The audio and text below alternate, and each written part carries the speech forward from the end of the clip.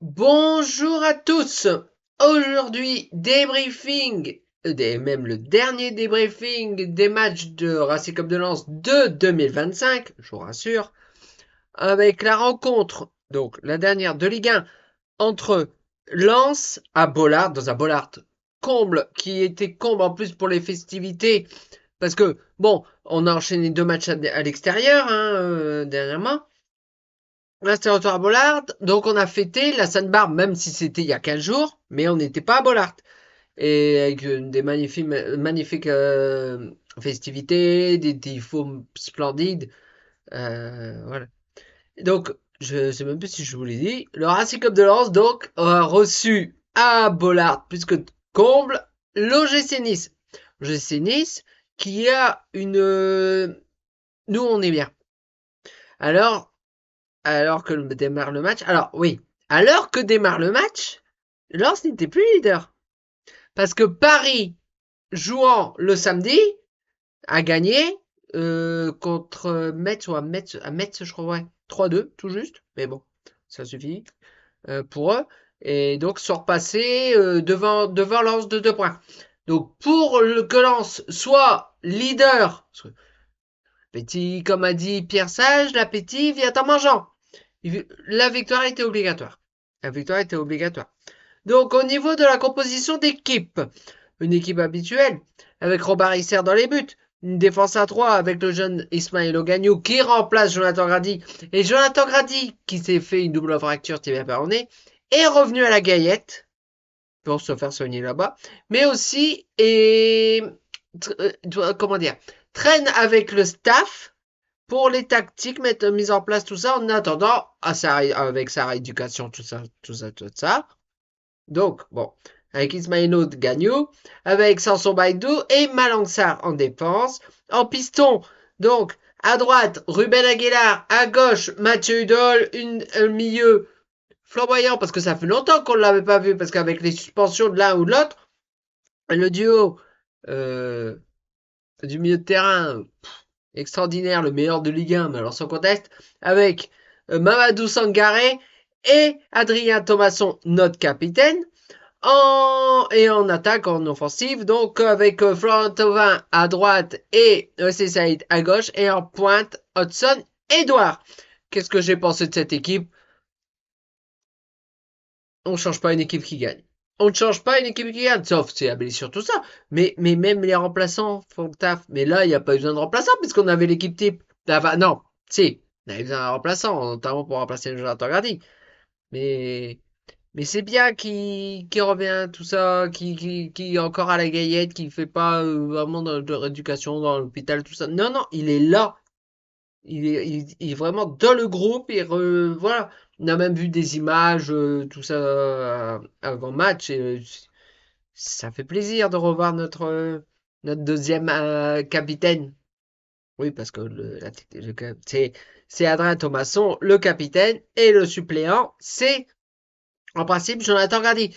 Mais Jonathan Grady, bah voilà, il ne peut plus jouer actuellement. Je pense qu'il ne pourra plus jouer cette saison avec sa grave blessure. Mais en tout cas, il est toujours là. Il est toujours là. Donc le match démarre avec Lens, bah, objectif, aller vers l'avant. Il faut gagner ce match. Donc on est le premier quart d'heure et Lensois. Et donc à un moment donné, le joueur, alors le ballon arrive, donc est lancé, je ne sais plus par la défense, je ne sais plus par quel défenseur, est lancé, donné à Mathieu Hudol. Mathieu Hudol, c'est un joueur que j'adore. Ben, j'adore tout le monde.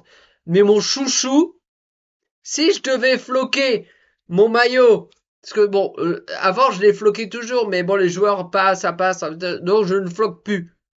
Mais si je devais floquer quelqu'un, ce serait lui, Mathieu Hudol. Donc Mathieu Hudol récupère le ballon, fait un centre parfait dans la course de Hudson Edouard, qui reprend de la tête, une tête décroissée, le ballon et l'envoie au fond défilé du but de Johan Diouf, le gars, le portier niçois. Et donc ça fait 1-0 pour le Racing Club de Lens. But de Hudson Edouard sur une passe magnifique, un centre magnifique de Mathieu Hudol. C'est super. Au moment que ça arrive, on reprend la première place. Parfait. Un point d'avant, un point devant le PSG. Je dis, voilà. Le but du jeu, c'est de bien te gagner pour bien finir avant les fêtes. C'est ça. Mais par la suite, Nice, pourtant, ils étaient sur 5 défaites ou 5, ouais, 5 ou 6 défaites, je ne sais plus, en Ligue 1 avant de nous rencontrer, hein, pas nous on n'a pas tout ça, hein, mais avant de nous rencontrer, et pourtant c'est une équipe, c'est une belle équipe, c'est une équipe qui produit, qui a, là dans le match, qui a franchement, qui n'était même pas, on s'est fait, notamment après le but de Hudson-Edouard, on s'est fait chahuter comme as. Ça veut dire ils ont eu des opportunités, ils ont mis de la vitesse. Le milieu de terrain, bon, très bon, hein, notamment Mamadou Sangaré, même le capitaine, Adrien Thomasson. Hier, à l'issue de match, il avait fait 65 km. Enfin, il avait fait énorme. C'était énorme. C'était énorme. C'était. Il était partout.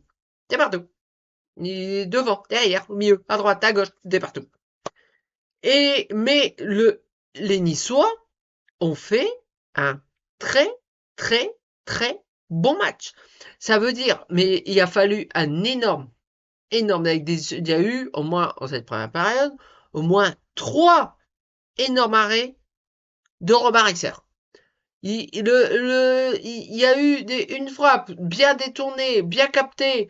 Il y a même eu à un moment donné un centre repris de la tête. Alors je ne sais plus par qui, parce que je ne connais pas forcément bien les joueurs niçois, même si j'adore. Oui, parce que j'ai oublié de préciser, c'était le retour à Bollard de Francaise, le entraîneur emblématique du Racing Club de Lens, qu'on a fait deuxième notamment il y a ça 2 ans, 3 ans, 3 ans. Ah, c'était bien. Mais bon. Et là, aujourd'hui, Pierre Sage c'est le roi. C'est le roi. Il nous a fait oublier Franquez mais ça fait toujours plaisir de revoir Franquez quand même à Bollard. Parce que, voilà, c'est. Alors, les Niçois, donc très très bons, avec notamment, des opportunités, notamment Shaw. Shaw, il y a eu deux. Donc c'est un attaquant, un milieu offensif attaquant de l'OGC Nice. Mais il y a eu des multitudes d'opportunités pour ouvrir le score. Et, mais il a fallu. Alors, des fois, ça arrivait qu'il ne pas. Mais surtout, un énorme Robin Risser. Mais on s'est fait chahuter notre défense. Bon, un très bon Malang un très bon Sanson Baïdou. Même le petit Ismaël Ogagnou. Bon, ça se voit qu'il n'y a pas de la bouteille encore, mais c'est vraiment devenir et il a été bon. Voilà. Enfin, et donc en tout cas, on arrive à la pause en menant 1 but à 0. Est-ce que c'est mérité? Bah oui, mais cette première mi-temps, elle a été très très très très très équilibrée, même avec des très très bonnes opportunités, avec je pense plus d'occasions de but, notamment avec Shaw côté niçois, avec un énorme Robin Risser. Franchement, ça a pas été une non non non non. La seconde période redémarre et la seconde période redémarre de la même des manières.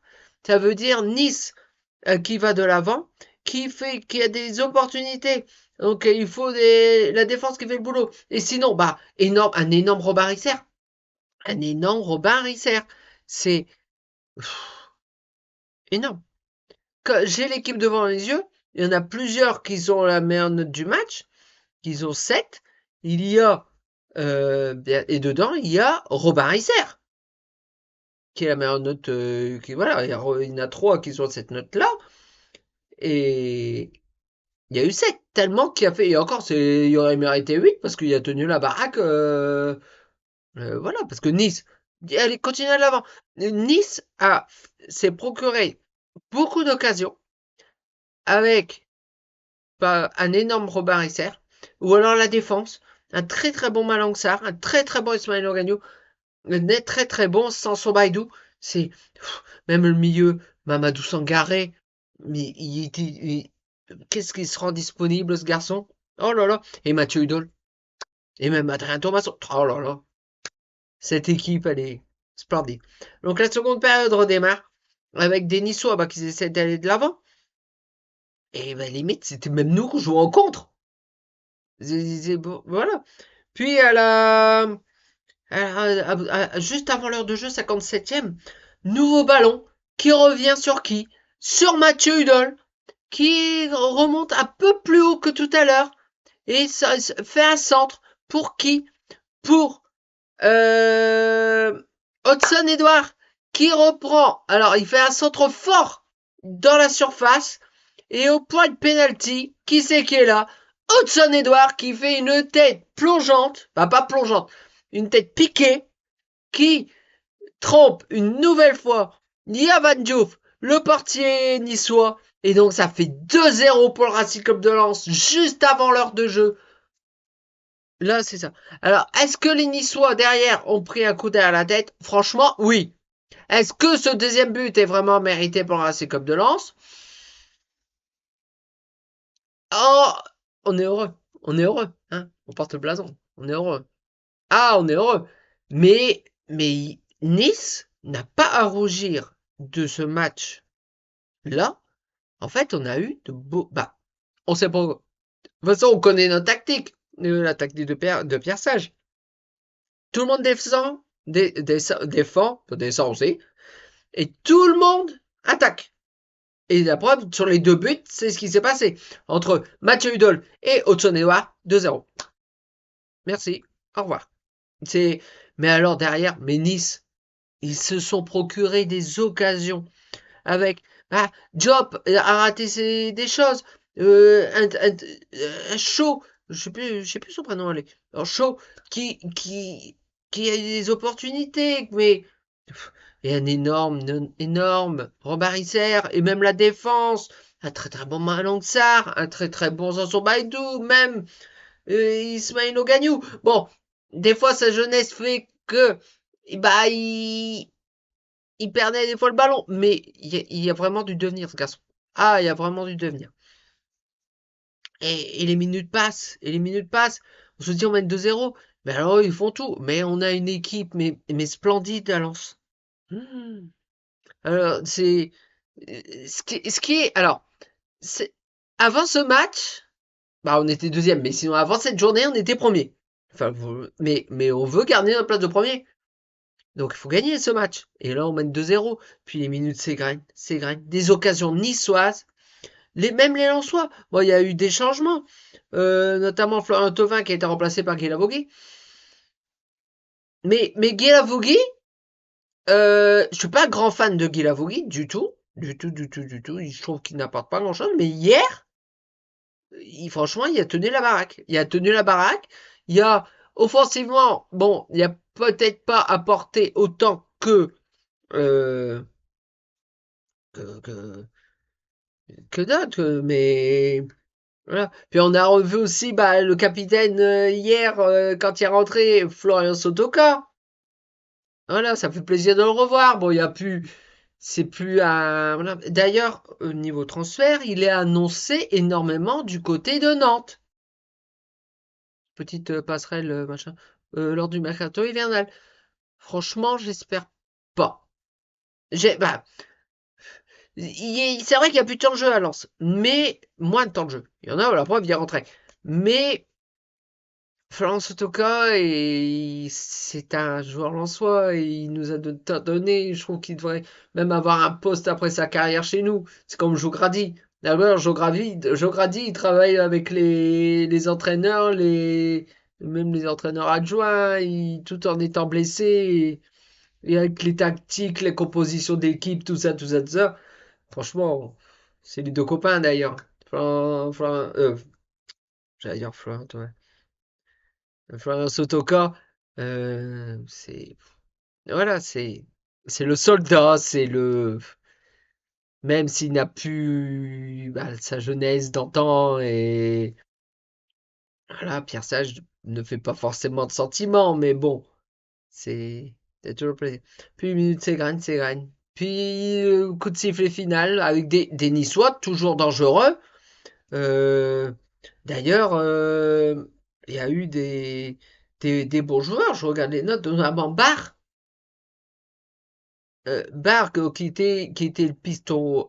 Attendez que je me machin. Piston droit, je pense, du côté de. Ouais, piston droit, parce qu'il était en face. Piston droit niçois. Et il a été bon, il a été très bon lui aussi. Une très très bonne équipe des autres. Franchement, ils sont sur. Parce que ce match se termine donc avec ce score de 2 buts à 0 pour le Racing Club de Lens. Mais courage aux Niçois, courage à Francaise, s'il reste. Parce que bah, il va pas se faire limoger, mais si lui décide de partir, ce qui est possible.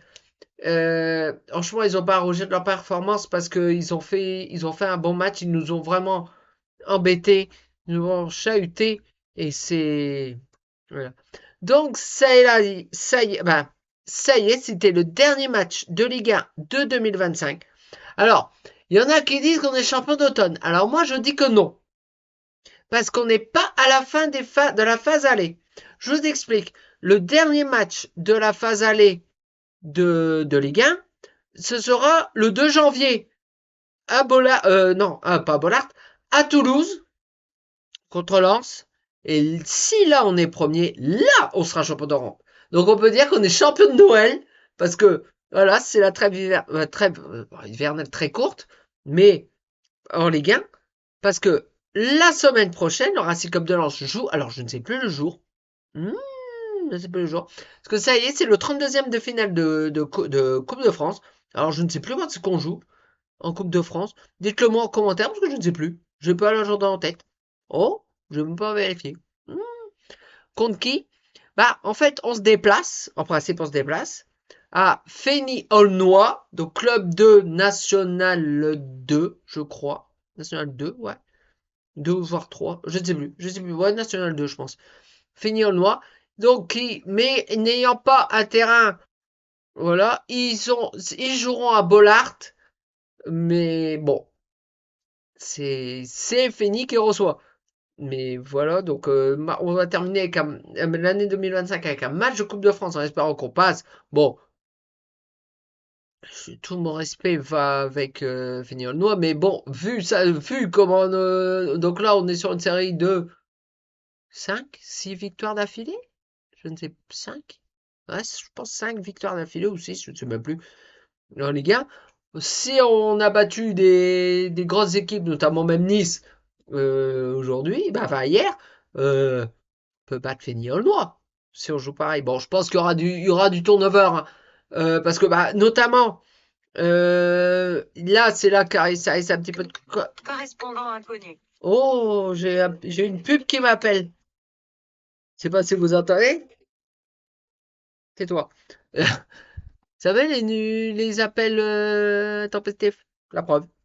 C'était une pub, démarchage, c'était écrit démarchage sur mon téléphone. Bref, donc Lens va jouer donc contre Fény-Aulnois, donc la semaine pour le week-end prochain. Alors dites-le moi la date et l'heure parce que je ne l'ai pas, j'ai pas vérifié. C'est pas bien, c'est pas bien Florent, c'est pas bien, pas bien, pas bien. Bon bref, en tout cas, donc d'ici la semaine prochaine et le débriefing, parce que oui, il y aura le débriefing du match de Fény-Aulnois Lens, parce que oui, ça dans ce sens-là, mais le match du 32e de finale de Coupe de France, j'avais failli dire de Ligue des Champions. Oh. De Coupe de France, et avant la mini trêve, parce que on reprend directement le 2 janvier. Donc, comme je vous ai dit, juste après les fêtes, même le Nouvel An, le 2 janvier, reprise de la Ligue 1, le vendredi soir, oh, c'est bien, on commence, on se déplace à Toulouse. Toulouse, équipe très en forme en ce moment. Et attention, ça va être un match compliqué. Et bah, c'est comme tous les matchs d'ailleurs. Mais alors celui-là, il va être parce qu'ils sont sur une très très très très très bonne série. En tout cas, d'ici là, donc n'oubliez pas, ça fait toujours plaisir. C'est très très bon pour le référencement. N'hésitez pas à laisser un petit pouce en l'air, la partager, surtout vous abonner. Ça me ferait extrêmement plaisir. Donc nous retrouvons donc. Alors je sais pas quand est-ce qu'on joue. Donc ce sera peut-être le dimanche. Ce sera parce que je sais plus si on joue samedi ou quoi. Oh, comme je vous ai dit, dites-le moi en commentaire. En Coupe de France. Et donc il y aura le débriefing du match contre Feyenoord. En tout cas, d'ici là, portez-vous bien. Ciao!